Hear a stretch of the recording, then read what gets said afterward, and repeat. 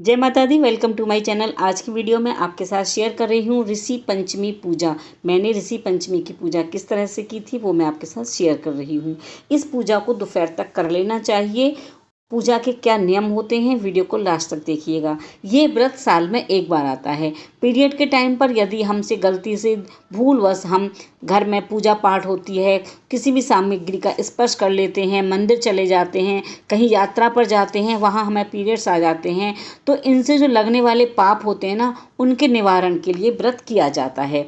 कभी ना हमारा मासिक धर्म आ जाता है, घर में कोई पूजा पाठ होती है तो हम या घर छोड़कर तो कहीं जा नहीं सकते, किसी ना किसी चीज़ को छू लेते हैं। कभी हम पंडित लोगों को, ब्राह्मणों को या संत लोगों को, सन्यासियों को, गुरुजनों को स्पर्श हो जाता है, तो उन सब की गलतियों को, या हम पूजा पाठ का दुकान पे जाते हैं कहीं सामान खरीदने, पूजा पाठ के सामान को, तस्वीर को, जो हमारे ग्रंथ होते हैं उनको स्पर्श कर लेते हैं। बच्चों के घर में किताबें होती हैं, जो विद्या सरस्वती होती है, उसको हम टच कर लेते हैं घर में, तो उन सब पाप की मुक्ति के लिए ये व्रत किया जाता है। ये व्रत साल में एक बार किया जाता है। तो मैं आपके साथ ना व्रत विधि देखिए, आप मैं कैसे कर रही हूँ वैसे ही आप भी कर सकते हैं। साल में एक बार ही होता है। हम सबसे पहले एक चौकी लेंगे, चौकी पर एक पीला कपड़ा बिछाएंगे, उसके ऊपर हम कलश की स्थापना करेंगे। आप कलश के ऊपर नारियल भी रख सकते हैं और दीप कलश भी बना सकते हैं। उसके बाद हम गणेश भगवान की स्थापना करेंगे। यह व्रत ना विशेष नियमों का पालन करने वाला होता है, कठिन व्रत होता है, क्योंकि इस व्रत में ना बहुत सारे कठिन नियम होते हैं। इस व्रत में हल से जुते हुए जो कोई भी चीज़ होती है ना, हल से जुती हुई वस्तुओं का को नहीं खाया जाता है, उपयोग में नहीं लाया जाता है। गाय का दूध भी यूज़ नहीं करते, इसमें भैंस का ही दूध लिया जाता है। और इसमें ना हम गाय का घी, गाय का दूध कुछ भी नहीं ना खाते हैं और ना ही पूजा में इस्तेमाल करते हैं। तो सबसे पहले मैंने आपको दिखाया कि मैं सप्तऋषियों की इसमें स्थापना कर रही हूँ। ये हमारे इस जो व्रत होता है ना, इसमें सप्तऋषियों की पूजा की जाती है। जो हमारे सप्तऋषि हैं ना, वशिष्ठ ऋषि, कश्यप ऋषि, अत्रि ऋषि, जमदग्नि ऋषि, गौतम ऋषि, विश्वामित्र और ऋषि भारद्वाज, और माता अरुंधति की भी पूजा की जाती है। तो ये देखिए, मैंने सुपारी से ऋषियों की स्थापना की है और ये मिट्टी से मैंने इसमें माता रानी को बनाया है। कौन सी माता? माता अरुंधति, जो ऋषि वशिष्ठ की धर्मपत्नी थी। तो उनको हमने एक चुंदरी उड़ाई है। आप ना ये मिट्टी के ऋषि बना सकते हैं। और मैं एक बार कहीं पूजा में गई थी, ये पूजा ग्रुप में भी की जाती है, तो वहाँ पर ना कुसा घास से बिल्कुल बहुत ही सुंदर उन्होंने ऋषि बनाए थे। तो आप ना कुसा घास से, दूब घास से, सुपारी से, मिट्टी से, या फिर पान के पत्ते पर आकृति बनाकर इस तरह से आप इनकी स्थापना कर सकते हैं। उसके बाद हम धूप दीप जलाएंगे, फिर हम हाथ में पुष्प लेंगे, दुर्वा घास लेंगे, आप चाहें तो इस सिक्का रख सकते हैं। फिर हम व्रत में इसकी संकल्प लेंगे अपनी पूजा का, और हम आवाहन करेंगे ऋषियों का।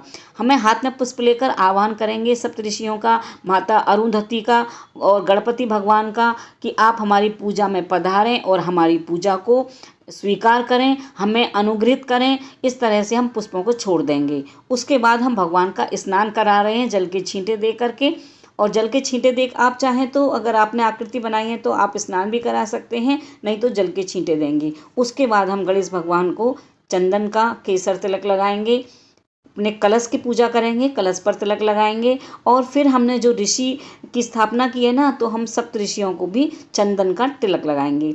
आप ना भगवान इनको चंदन का तिलक लगाएंगे और अरुंधति माता को रोली का लगाएंगे, कुमकुम का लगाएंगे। गणेश भगवान को भी कुमकुम लगाएंगे, लेकिन ऋषियों को चंदन का तिलक लगाया जाएगा। तो इस तरह से आप देख रहे हैं कि जल के छींटे देने के बाद, स्नान कराने के बाद माता को चुनरी श्रृंगार चढ़ाया है, और फिर हम सबको टीका लगा रहे हैं। दीपक को भी हम, जो हमने दिया जलाया है ना, तो हम दिए को भी पूजा करेंगे। हमें दीपक की भी पूजा करनी चाहिए, कलश की भी पूजा करनी चाहिए। बहुत सरल विधि से मैंने पूजा की थी, जो मैं आपके साथ शेयर कर रही हूँ। माता रानी को हमने रोली लगाई है, उनको लाल ही, क्योंकि माता अरुंधति को हम चंदन का टीका नहीं लगाएंगे, रोली ही लगाएंगे। और ये देखिए, गणेश भगवान को हमने जनेऊ पहनाया है। उसके बाद दुर्वा घास की मैंने एक छोटी सी माला बनाने की कोशिश करी थी, जो रखे रखे वो थोड़ी सी सूख भी गई है। और उसके बाद हमने पुष्प की माला भगवान को पहनाएंगे। तो हमने गणेश पूजन इस तरह से कर रहे हैं। आप गणेश पूजन बहुत सरल तरीके से मैं आपको दिखा रही हूँ।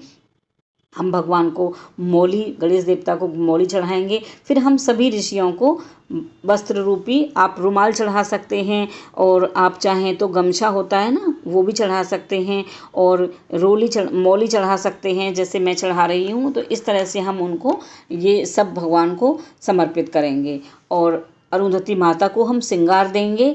श्रृंगार में आप कोई भी 5 सामान रख सकते हैं। आप साड़ी रख सकते हैं, चुन्नी रख सकते हैं, रुमाल रख सकते हैं, जो भी आपके पास, जैसी भी आपकी सामर्थ्य है ना, वो आप इस तरह से रख सकते हैं। अब हम सबको जनेऊ, सारे ऋषि जो हमारे सप्तऋषि हैं उनको हम जनेऊ अर्पण कर रहे हैं। तो आप पूरा जनेऊ भी ला सकते हैं। मैंने इस तरह से कच्चा सूत होता है ना, उसको पीला करके फिर उसका मैंने बनाया है। ऐसे ही गणेश भगवान को पहनाया है और इसी तरह से इनको समर्पित कर रही हूँ।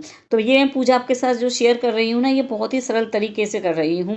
इस तरह से हम चंदन और माता को सिंदूर अर्पित करने के बाद गणेश जी को दुर्वा अर्पित करेंगे, पुष्प अर्पित करेंगे, भोग लगाएंगे। तो भोग ना आपको ड्राई फ्रूट का लगाना है। ड्राई फ्रूट का भोग अर्पित करेंगे और एक जल का लोटा भरकर भी रखेंगे उनके पीने के लिए। जल, भगवान हमारे ऋषि प्यासे ना रह जाएं।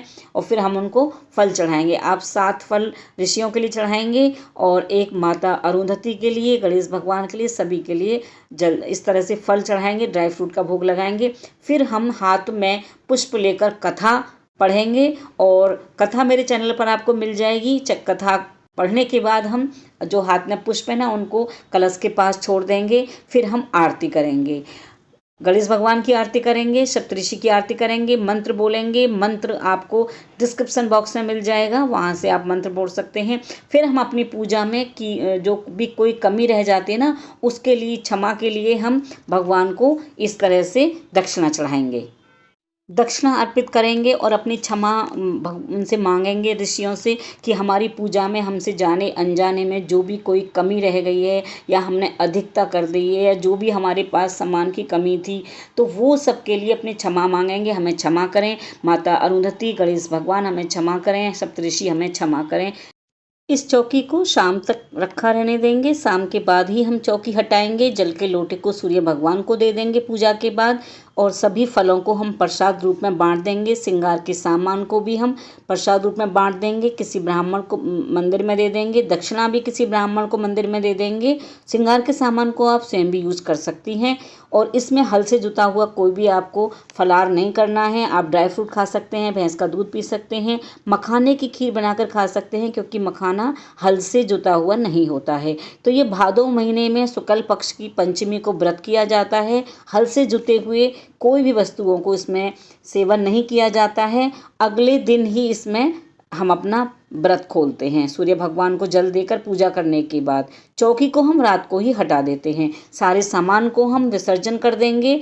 जो हमने ऋषियों की स्थापना की थी, गमले में दबा दीजिए, क्यारी में दबा दीजिए, या फिर आप स्थापना जो भी ये सामान है उसका आप विसर्जन कर सकते हैं। तो इस तरह से बहुत ही आसान तरीके से व्रत किया जाता है। आपके मन में कोई भी अगर सवाल है व्रत से संबंधित, तो आप कमेंट्स बॉक्स में पूछ सकते हैं। तो इस तरह से हम ऋषियों से, जो हमने ऋषि बनाए हैं, उन सब से हम क्षमा मांगेंगे, अपने परिवार की खुशहाली के लिए उनसे प्रार्थना करेंगे, और फिर हम उनको विसर्जित कर देंगे। तो ये मैंने इस तरह से आपको बता दिया है कि कैसे ये व्रत करना है, जैसे मैंने किया था, बहुत सरल तरीके से। और ये व्रत ना साल में एक बार ही आता है बस। तो आप, अगर आपको डेट आ जाए तो आपको ये व्रत नहीं करना है। अगर आपको डेट नहीं आती है तो आप ये व्रत 1 साल कर लें, 3 साल करें, 5 साल करें, 7 साल करें, या आजीवन भी कर सकते हैं, या फिर एक बार ही कर लें। आई होप कि आपको वीडियो पसंद आई होगी। वीडियो पसंद आए तो लाइक शेयर कीजिएगा।